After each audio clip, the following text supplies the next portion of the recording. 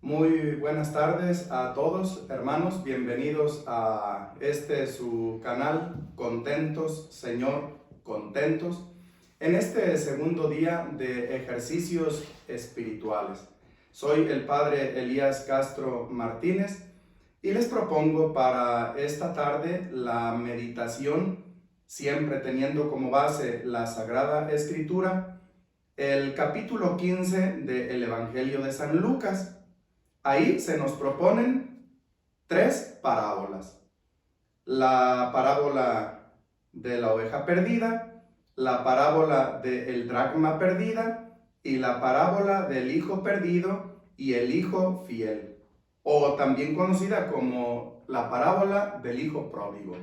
Las tres parábolas se les conoce como las parábolas de la misericordia y tienen prácticamente el mismo fin: mostrar la misericordia, el amor, la compasión, la dulzura de parte de Dios nuestro Padre para con sus hijos.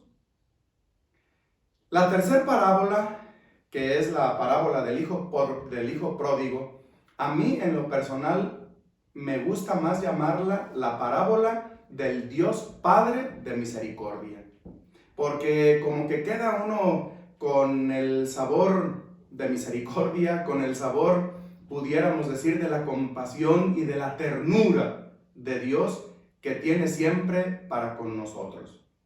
Les propongo que nos pongamos en las manos de Dios, que Él sea quien nos ilumine, que Él sea quien esté presente en esta tarde con cada uno de nosotros y en sus familias, para poder hacer con fruto estos momentos de meditación. En el nombre del Padre, y del Hijo, y del Espíritu Santo. Amén. Ven, Espíritu Santo, y llena los corazones de tus fieles, y enciende en ellos el fuego de tu amor. Envía, Señor, tu Espíritu, y todo será de nuevo creado, y se renovará la faz de la tierra. Oh Dios, que has instruido e iluminado los corazones de tus fieles con la luz del Espíritu Santo, haz que este mismo Espíritu nos haga gustar y amar el bien, y siempre nos llene del gozo de los consuelos divinos. Por Cristo nuestro Señor. Amén. Espíritu Santo, fuente de luz, ilumínanos. Estamos ya bajo las mociones del Espíritu Santo, del Espíritu de Dios. Vamos a dejar por ahora la primer parábola, que es la de la oveja perdida. También haremos excepción de la parábola del dracma perdida, y vamos a poner, pudiéramos decir, nuestro cursor en la tercera parábola, que es la parábola del Padre de Misericordia, o también conocida como la parábola del Hijo Pródigo. Vamos a ir leyendo el texto y vamos a ir meditando. Un hombre tenía dos hijos. El menor de ellos dijo al padre: Padre, dame la parte de la herencia que me corresponde. Y él les repartió la herencia. Pocos días después, el hijo menor lo reunió todo y se marchó a un país lejano, donde malgastó sus bienes viviendo de una manera libertina.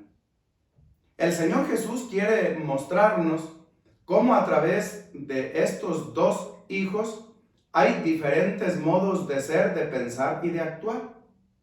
El hijo mayor se le compara con nuestros hermanos hebreos, y el hijo menor también se le compara de alguna manera a aquellos que no eran parte del pueblo de Dios.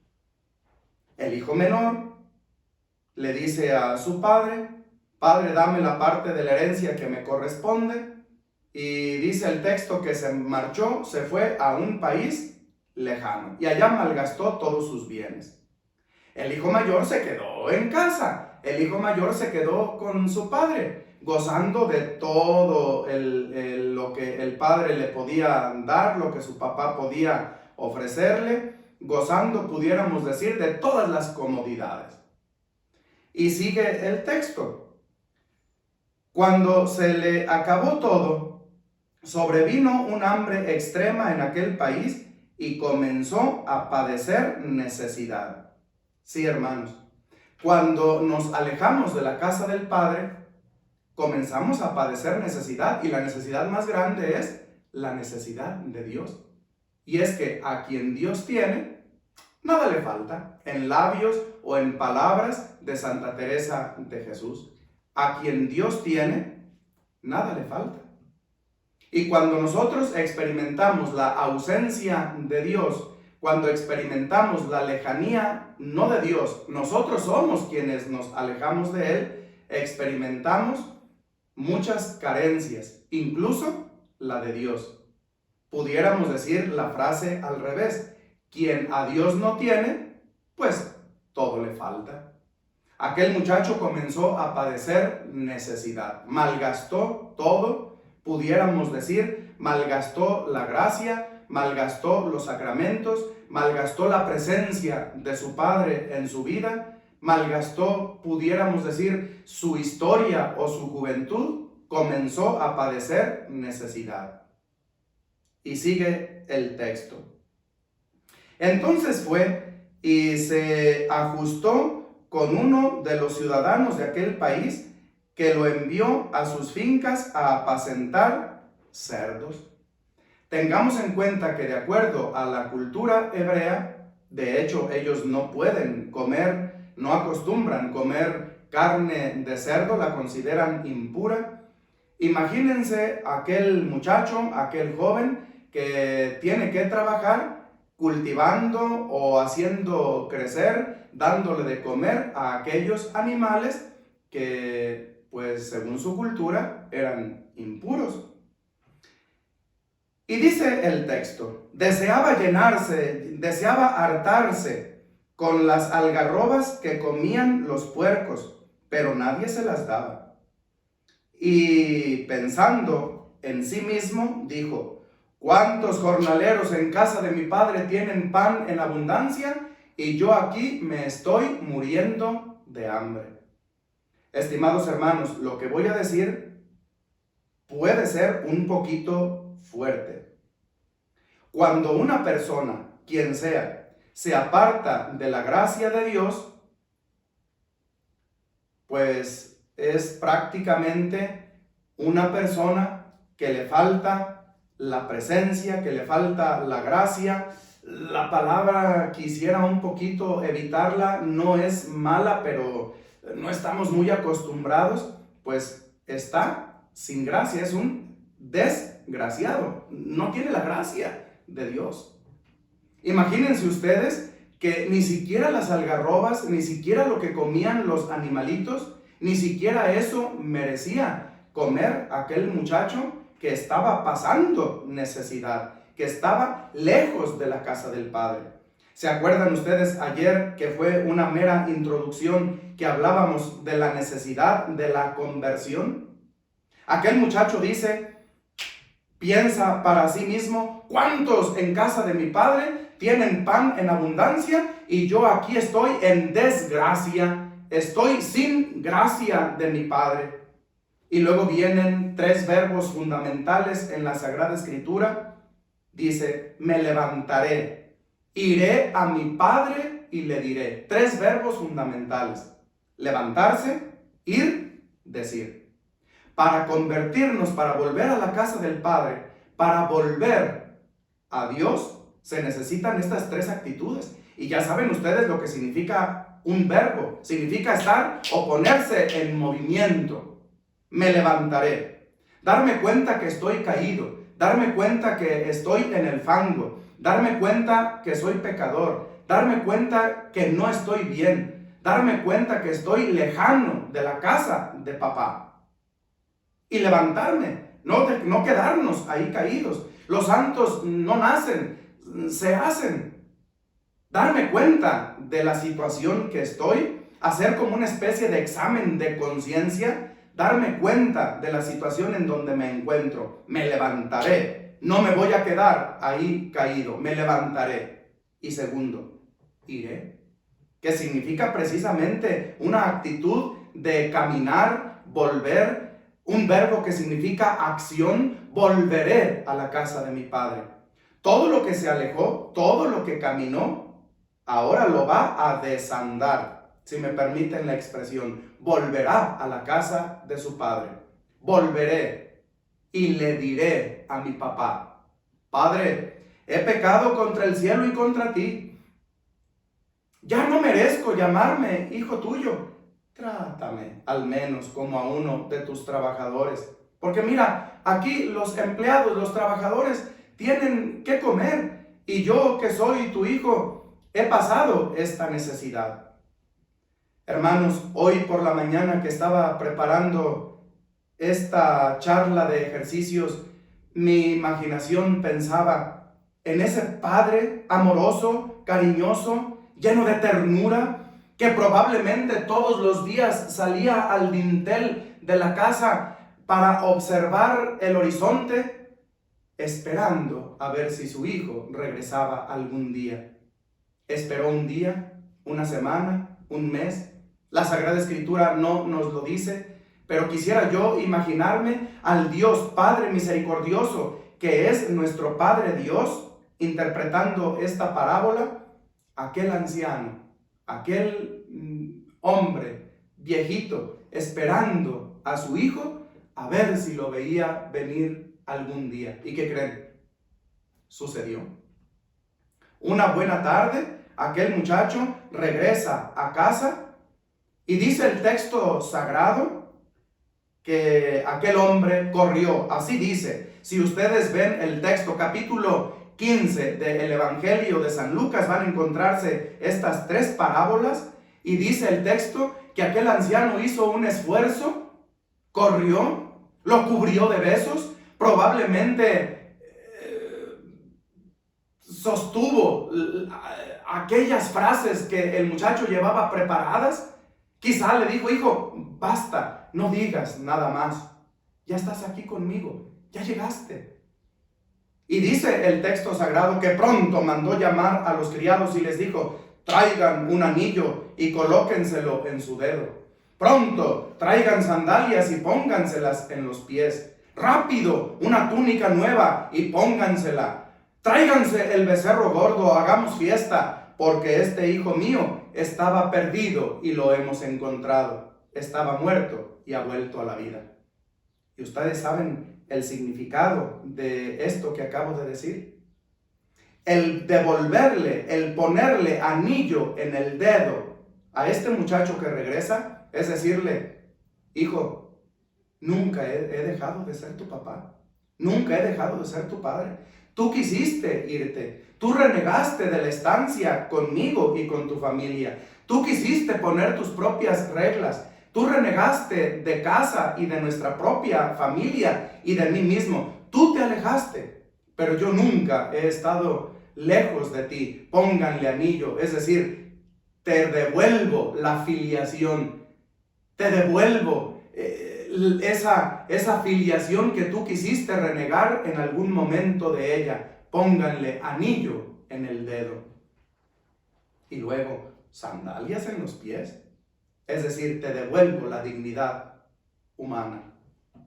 Cuando andabas allá lejos y que ni siquiera las algarrobas de los puercos podías comer, pónganle sandalias en los pies para significar: te devuelvo la dignidad que tú perdiste viviendo de un modo disoluto. Sí, hermanos, hay pecados. Yo no digo que haya pecados bonitos, yo creo que ninguno lo es, pero hay pecados tan deleznables, hay pecados tan horribles que dice uno: mira nomás hasta dónde he llegado.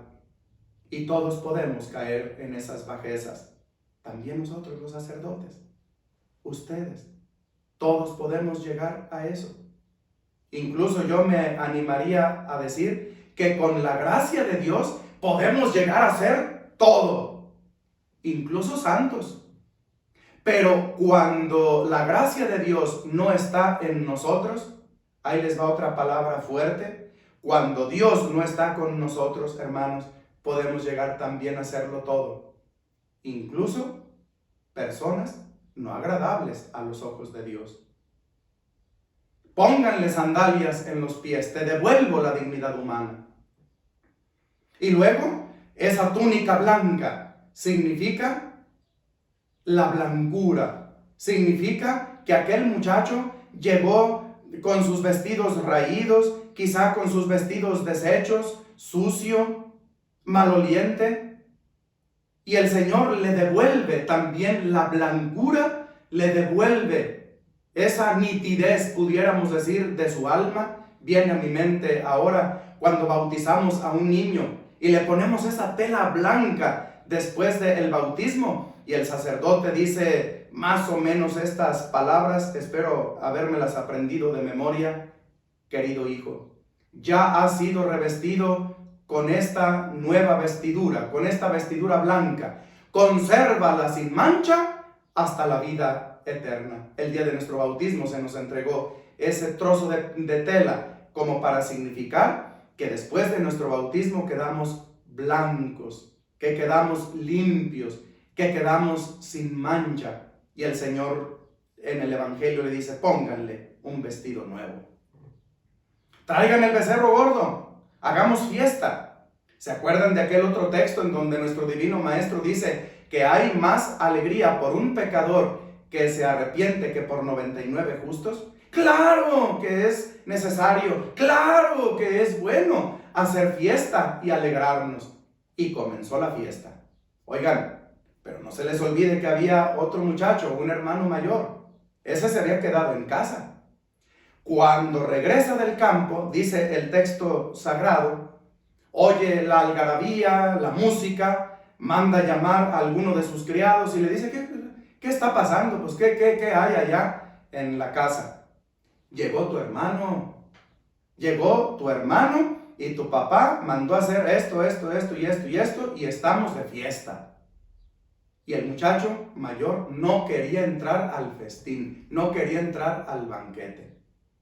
Y ahí va el papá y le dice: hijo mío, vente, pásate, vente a la fiesta, vente a la convivencia. Y el muchacho le dice: no quiero entrar.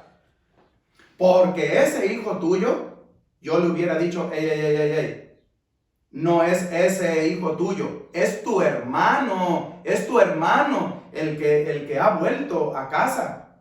Pero bueno, volvemos al texto. Dice: ese hijo tuyo que malgastó tus bienes, ahora regresa y todo lo que le estás ofreciendo, le estás haciendo hasta fiesta. Y yo que siempre he estado contigo, esa espiritualidad farisaica, yo que soy bueno, yo que siempre he estado contigo, yo que nunca te he abandonado, no me has dado, dice el texto sagrado, ni siquiera un cabrito para comérmelo junto con mis amigos. Pero viene y a este sí le das. Y dice el papá: mira, hijo mío, tú siempre estás conmigo. ¿Te ha hecho falta algo? Tú siempre has estado conmigo y todo lo mío es tuyo. Pero era necesario hacer fiesta porque, hermano, que no se les olvide, que no se nos olvide, este hermano tuyo estaba muerto y ha vuelto a la vida. Estaba perdido y lo hemos encontrado. Y dice el texto que aquel muchacho no quiso entrar a la fiesta, no quiso entrar al convivio.